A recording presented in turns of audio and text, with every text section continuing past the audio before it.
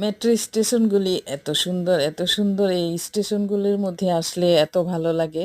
চতুর্দিকে এত বড়, বড়, বড় পাখা আছে, ঠান্ডা পরিবেশটা দেখলে খুব ভালো লাগে। মনে হয় যে কি ভালো। যাই হোক মেট্রো স্টেশনে এসে এখন মেট্রোতে উঠলাম। মেট্রোর মধ্যে যে এই যে তিল ধারণেরও জায়গা নেই। এত মানুষ যাতায়াত করে। এখন সবাই খুব কমফোর্ট ফিল করে মেট্রো দিয়ে যাতায়াত করতে। আর এই যে আমিও মেট্রো দিয়ে যাতায়াত করতেছি, এটাই খুব বেশি ভালো লাগে।